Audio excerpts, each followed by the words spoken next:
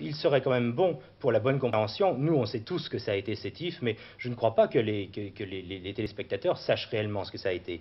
Sétif, ça a été le 8 mai 1945. Le 8 mai 1945, dans le monde entier, il y avait des cloches qui sonnaient. Parce que c'était la victoire, c'était fini. Enfin, cette espèce de drame fantastique que nous avions vécu pendant 5 ans, c'était terminé.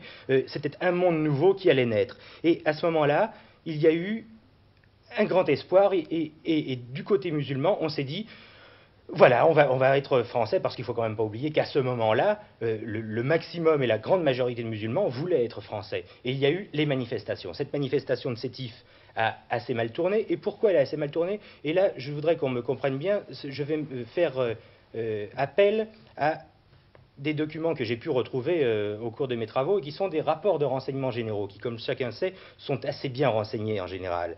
Et quelques jours avant Sétif, certains colons des chambres d'agriculture, qui étaient les plus redoutables parce qu'ils tenaient pratiquement tout en main, disaient « on va avoir des troubles à Sétif, ou dans la région de Sétif, et le gouvernement devra revenir sur cette ordonnance du 7 mars qui fait de 60 000 Algériens 60 000 Français, parce que ça leur est resté en travers de la gorge. » Et il y a les événements de Sétif. En effet, ils vont être horribles. Il y a des dizaines de milliers de gens dans la rue, des Algériens qui brandissent des pancartes, et ces pancartes sont pour libérer les prisonniers politiques, pour libérer Messali Hadj, et en même temps pour une fraternité. Il y aura un coup de feu qui va être tiré.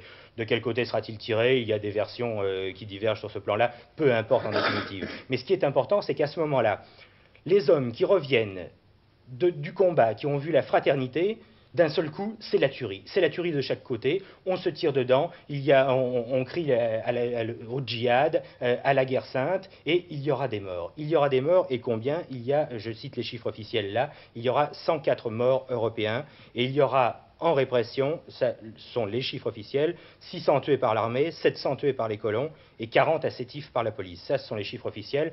Le reste, alors, c'est de la divagation. On voudrait ne le pas croire, on dira 15 000, après, plus tard, le FLN dira 45 000, peu importe. Même s'il n'y a que quelques milliers de personnes qui ont été tuées, là, c'était horrible. Et c'est là, à ce moment-là, qu'est le tournant, et où des hommes qui, plus tard, vont se réunir en 1954, ils vont mettre près de 10 ans pour se retrouver les uns les autres, et vous les retrouverez à la tête de cette révolution. Parce qu'en général, ce ne sont pas des politiques. Les politiques, ils viendront après. Il y aura Ferhat Abbas, il y aura tous les autres. Mais au début, ce sont des montagnards, des gens qui ne connaissent pas grand-chose à la politique, qui, pour la plupart, ont plein de décorations, qui reviennent de la guerre avec des médailles militaires, avec des croix de guerre, et qui se disent, maintenant, c'est terminé, il n'y aura plus que l'action directe qui va payer. Sur le plan politique, c'est même plus la peine. Et après, on va assister de 1945 à 1954 à cette réunion, et ils vont être merveilleusement servis par le trucage systématique de toutes les élections, qui vont écarter tous les musulmans d'une véritable représentation, parce que je voudrais reprendre qu'un chiffre. Moi, je n'ai pas une mémoire fantastique comme monsieur le professeur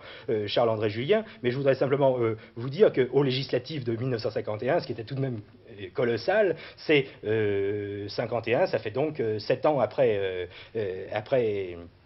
6 ans après 1945, il n'y aura aucune représentation de ces gens qui représentent vraiment, comment on peut les appeler, les nationalistes, ceux qui seront nationalistes, il n'y en aura aucun à l'Assemblée nationale. Alors je crois que c'est là vraiment le grand tournant, et le moment où la fraternité profonde qui pouvait, et je crois là-dessus que c'est, j'en suis intimement persuadé, qui pouvait se faire, a commencé à se détériorer, et elle se détériorera de plus en plus, justement parce que ces hommes vont partir dans le maquis.